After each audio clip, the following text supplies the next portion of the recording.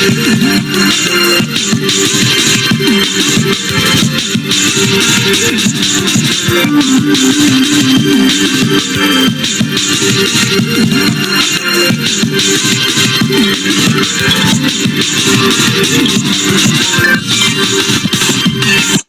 my friends, it's Rick, and this is your seat at the table. You know, I know at the beginning of that intro part, that the music seems to be a bit harsh, maybe a little bit off. It smooths out as it gets into the intro a little bit better. I think it's one of my better intros. That's just my opinion. I'm still working on it. Part of the problem, of course, is I don't have a voice to sing. I'm not even going to try to sing. I'm not musically inclined, and most of the good music out there, you have to pay for it. And I don't have, like I said, I just don't have the funds for that sort of thing. And I don't see myself getting a Patreon account anytime soon because, geez, you know, you really kind of need to have a bigger viewer base to even justify that kind of extra BS. And it's not about the money. It's mostly about me blabbering away at whomever and whatever may pop on my channel occasionally going, what the heck is this? Right? That said, this is Star Wars The New Republic. Honestly, of the Galaxy, Volume 2.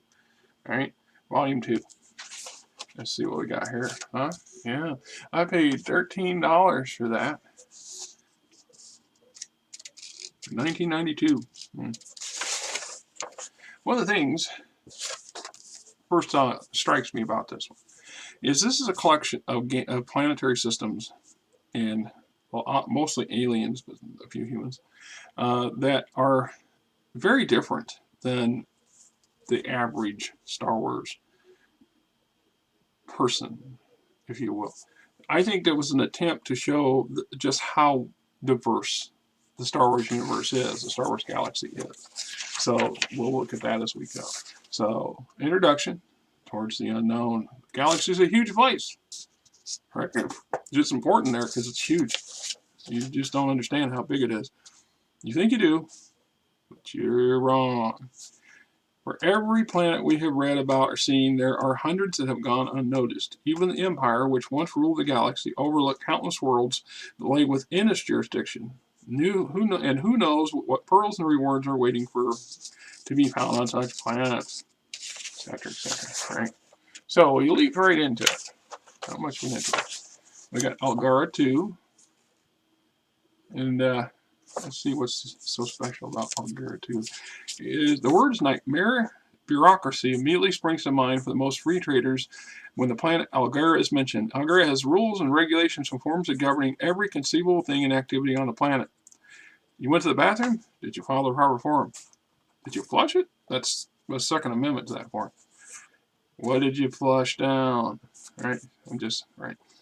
I ain't going to go on this following paragraphs, but they're basically saying that this place here is a Lulu when it comes to that sort of thing. There you can see a picture of them arguing over whatever. Algarian social structure. Like it says, once the WDD is filled out, the characters must purchase a native weaponry license form for 10 credits. This permit allows them to carry weapons while on Algara. Having done this, the characters interested in trading must file for a domestic business permit, which allows them to buy and sell items in bulk. Cost of the permit is 5% of the total value of the goods to be imported or exported. Finally, regardless of why they came to Algara, they must pay a 25 credit visitor's tax, and then they're given their Algarian visitor's identification chip. And of course, if the characters are bringing droids on the planet, they must file for an immigrant droid chip for each, specifying the model, make, and what skills, etc. And the droid is given a small bolt marker that classifies it as legal visitor to the planet. Just an example. And there's a native planet. See, this is human bureaucracy. Then there's some natives called the Xan, and pretty primitive somewhat. They're used heavily as servants, i.e. slaves, right? And so a big portion of the money that the human side of the planet generates is not just from trade, but from entertainment. Lots of entertainment. Right? Largest resort on Algara, Club Prospering charges 500 credits per night, meals included. Algarians and off-worlds alike may rest, play, eat, sleep to their heart's content. Sports, casinos, cabarets, electronic games, several fine restaurants, cantinas, Human service that matches up single visitors with each other based on gender, interests, and species. Right? What do you mean you matched me up with a... No, what's wrong with you? Captures plan. No. Okay. A few NPCs, venture ideas. New Republic hires the characters to run some data to Algara 2. Simple Hook gets the characters to the planet. New Republic will then warn the characters to make sure that their data work is in order. Disk work is in order. At some point, the character's ship has landed before they disembark. The Imperial resistance, which found out about the data shipments, will raid the vessel and try to steal the stuff. Right. Atraken. This is a survivor-based society, a society built on the sadness that has yet not gone away. This, combined with the stark, gloomy setting of trailers, makes for the somber people that seem to have little interest in leisure or laughter. They are a stubborn lot, and they have chosen to, as one people, stay in their system, trying to honor the memory of their dead by rebuilding their society. Let's see. Only 2 planets in the system. Both are dead. Kronos' ball is staring a rock, and the other one's a bombed-out husk, poisoned legacy of the Clone Wars. So if you ever wanted to see what happens to a planet after the Clone Wars, here's one. And these people here says, alert, restricted system, population of the planet is decimated during the Clone Wars. No one left on the planet to trade or interact with. Possible hazards include biochemical weaponry, residue, unexploded ammunition, and other sustained environmental hazards. System is dead and off limits. So if you're going here, you have a really good reason. It sounds like about roughly 100,000 people are living left on the planet, and a rough task is required. New at Korean City, current mines, the old mines. What makes this planet so interesting, and might be the reason why your characters may or may not go, though, is the E. Here's one of those exotic alien races that they're trying to show that exist that makes the galaxy such an interesting place. Basically, super intelligent worms. That's what they are. They're able to digest minerals and combine them into certain alloys, and they create tiny technology based on their size, of course. And they have power and energy weapons and so on and so forth. They have a linked mind and a ability to generate this mental shield that gets all the humans around them, the aliens around them, to pretty much ignore their existence. As you can see here, people happily going about their business, ignoring the fact there's a thriving alien microculture right next to them, literally. Right? And the world itself is pretty horrific, pretty dangerous, very bad place to be. A couple of adventure ideas.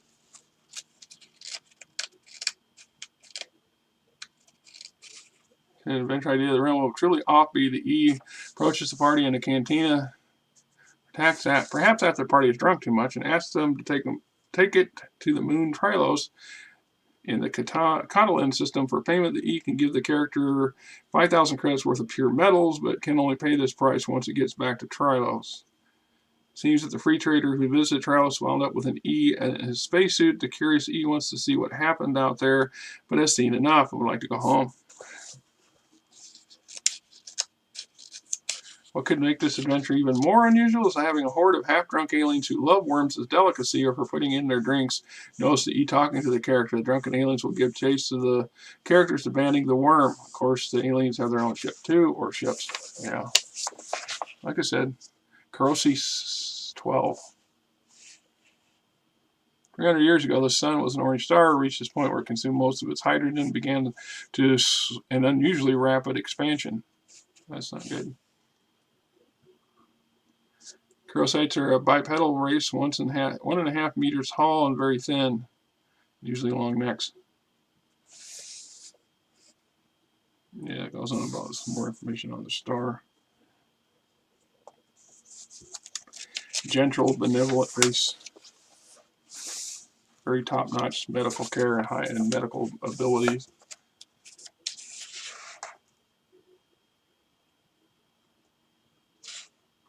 Black Point medical ship that they operate.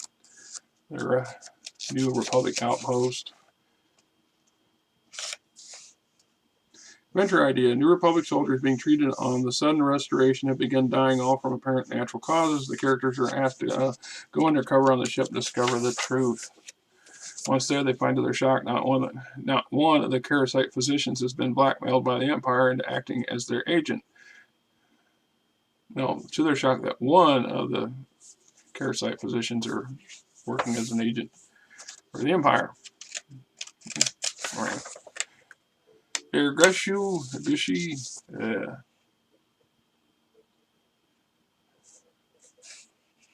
giant planet with two small continents, main colony Ishag, and the lesser one named Quiche.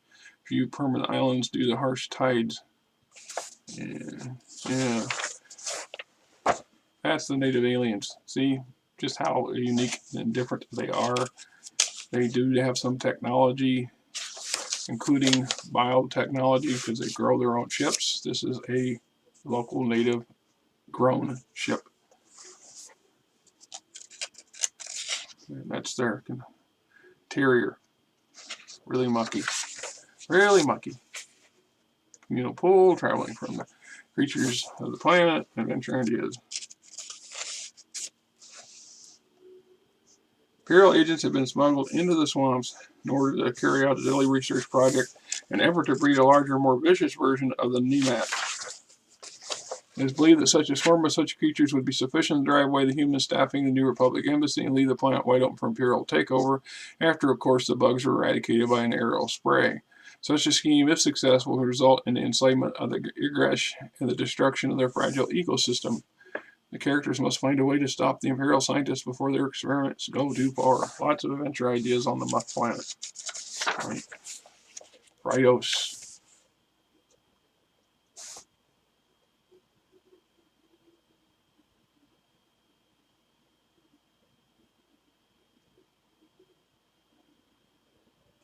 People of Fyodos centered on the continent of Thrak are barbaric and superstitious. Yeah. That's always good. There they go. Barbaric and superstitious. With firearms. Faded glory. Centuries ago, the planet was home to a technologically advanced culture. The Valley had a thriving space program, having exploited their own moons and the nearest neighboring world. 3 continents of Fyodos were each populated by a race of humans at similar technological level, but widely disparate physiological. Okay, first out, think about that for a minute. Centuries ago, it was a thriving technological world with 3 diverse human cultures living on it, and then they became barbarians. Right? I mentioned this sort of cycle happens a lot in Star Wars over the millennia. Moons of Fyodos, Death Moon Base, the Glydian, which would be some kind of flying, intelligent lizard people.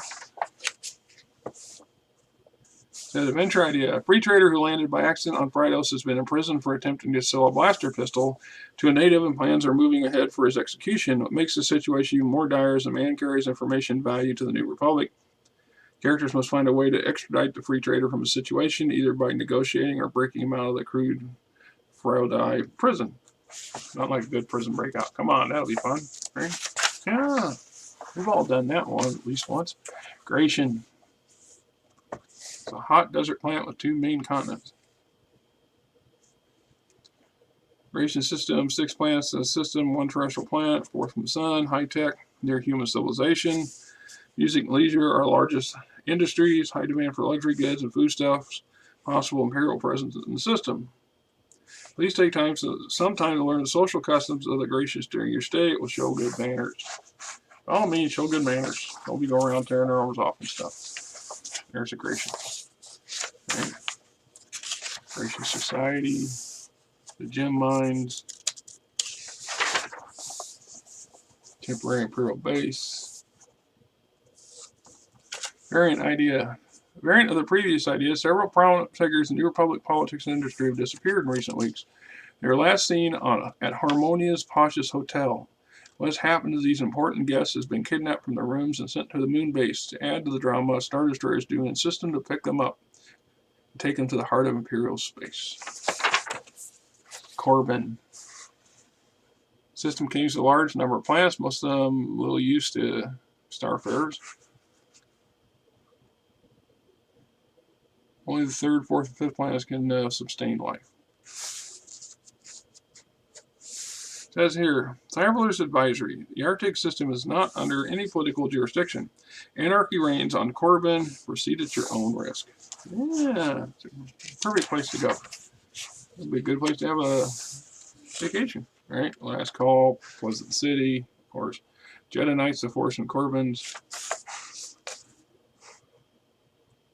Jedi Knights without any trace of dark side will still stick out in Korbinite society like Darth Vader's in a field of Imperial stormtroopers. The higher serenity and honor of the Jedi Knights is practically a tangible thing in this pit of evil, corruption, despair, and dishonor. This will either cause the natives to give character a wide, fearful berth, or get cocky and indignant and try to pick a fight with the Jedi at every opportunity. You're a Jedi, huh? I could still fit. I could kick you with my foot too. Small timers, mining, thuggery, lots of thuggery. Out of work mercenaries need a break. Here's a good place to go. Scrub lizards, other critters.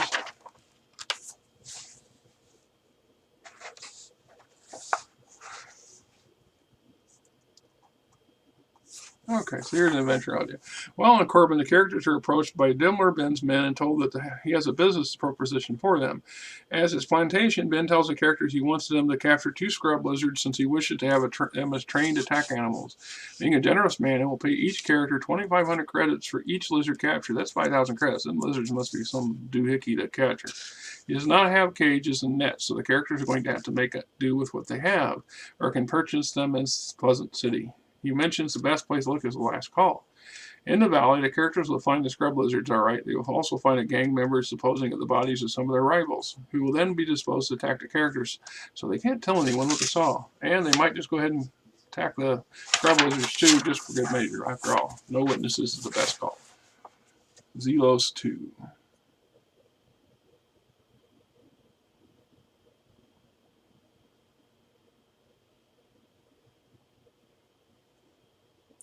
Zeolosians appear to be a human stock with some subtle differences. Their height, build, and color variations, ability to grow facial hair similar to other typical humans, but they are night blind, their eyes unable to see less light than provided by a full moon. In addition, all Zeolosian eyes are emerald green. The greatest difference is that they're descended from intelligent plants. They are terrified of pure darkness, as envisioned here, where they're having a eclipse and everybody's freaking out. This thing, and then they got a bunch of really nasty, beastie-looking characters live out in the wilderness. Look at these things, and instead these things here are on the verge of sentence life. Big walls to protect the cities. Look at all the critters trying to get into cities. Can't have that. Walking Dead. Oh, that's just peachy keen. Zeals home to a unique species of nocturnal parasite called jumpers. These 3 millimeter long creature feeds solely on the dead. However, its feeding process is a rather grisly side effect. The body has been dead for a week or less. It is vulnerable to certain enzymes and electrical currents released by the jumper during its feasting. Jumps the brain back into activity. Motor skills are engaged. They get up and walk around. Residual memory causes the animated dead to go to the last site visit prior to its death and just stand there, which can produce some pretty unpleasant reactions among the living.